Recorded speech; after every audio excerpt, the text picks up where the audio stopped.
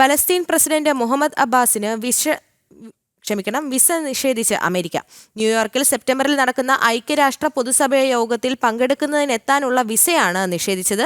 അബ്ബാസിനൊപ്പം യാത്ര ചെയ്യാനിരുന്ന 80 ഉദ്യോഗസ്ഥരുടെ വിസയും നിഷേധിച്ചു. ഇതുവരെ ഔദ്യോഗികമായി രൂപീകരിക്കപ്പെടാത്ത പലസ്തീൻ രാഷ്ട്രത്തിന് പിന്തുണ തേടാനുള്ള നീക്കത്തിന് തടയിടാനാണ് വിസ നിഷേധിച്ചതെന്നാണ് സ്റ്റേറ്റ് സെക്രട്ടറി മാർക്കോ റൂബിയോ അറിയിച്ചത്. അമേരിക്കയുടെ നടപടി ഇസ്രായേൽ സ്വാഗതം ചെയ്തു.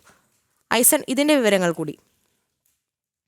ദുർഗ, സെപ്റ്റംബറിലാണ് ഐക്യരാഷ്ട്ര പൊതുസഭാ യോഗം നടക്കാനിരിക്കുന്നത്. ഈ പൊതുസഭാ യോഗത്തിൽ നേരത്തെ സൂചിപ്പിച്ചതുപോലെ കാനഡയും ബ്രിട്ടനും അതുപോലെ തന്നെ ഫ്രാൻസും പാലസ്തീനെ അംഗീകരിക്കുമെന്ന നിലപാട് അറിയിച്ചിരുന്നു. ആ പാലസ്തീന് നിലവിൽ വെസ്റ്റ് ബാങ്കിൽ ഭരണത്തിലിരിക്കുന്ന പാലസ്തീൻ അതോറിറ്റി എന്ന് പോലും വിശേഷിപ്പിക്കപ്പെടുന്ന മുഹമ്മദ് അബ്ബാസിന്റെ നേതൃത്വത്തിലുള്ള സർക്കാരിന്റെ പ്രതിനിധികൾ ഈ സമ്മേളനത്തിൽ പങ്കെടുക്കുന്നതിന് വിസയ്ക്കായുള്ള അപേക്ഷ നൽകുകയും അതിനുള്ള നടപടിക്രമങ്ങൾ മുന്നോട്ട് കൊണ്ടുപോവുകയും ചെയ്തിരുന്നു. എന്നാൽ ഇവർക്ക് വിസ നിഷേധിച്ചുകൊണ്ടാണ് ഇപ്പോൾ അമേരിക്കയുടെ ഭാഗത്തു നിന്ന് നടപടി ഉണ്ടായിരിക്കുന്നത്. മാർക്കോ റൂബിയോ ഇക്കാര്യം സ്ഥിരീകരിക്കുകയും ചെയ്തു.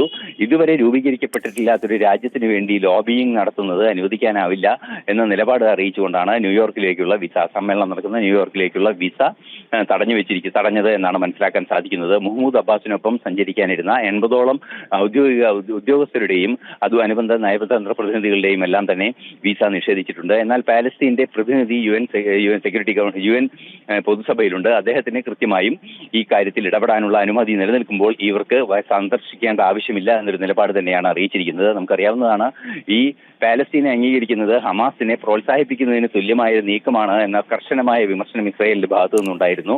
അമേരിക്ക നിലപാടിനെ പിന്തുണയ്ക്കുകയും ചെയ്തിരുന്നു. ഈ പശ്ചാത്തലത്തിലാണ് വിസ നിഷേധിച്ച നടപടിയെ ഇസ്രായേൽ പിന്തുണയ്ക്കുന്നതും ഇസ്രായേൽ അത് അംഗീകരിക്കുകയും ചെയ്യുന്നത്. പക്ഷേ ലോകരാഷ്ട്രങ്ങൾക്കിടയിൽ ഇത് എതിർപ്പ് വിളിച്ചു വരുത്തിയിട്ടുണ്ട് എന്ന് തന്നെയാണ് മനസ്സിലാക്കാനും സാധിക്കുന്നത്. ദുർഗ. ശരി, ഇന്റർനാഷണൽ ഡെസ്കിൽ നിന്ന് ഐസൺ ജോസ് ആണ് വിവരങ്ങൾ നൽകിയത്.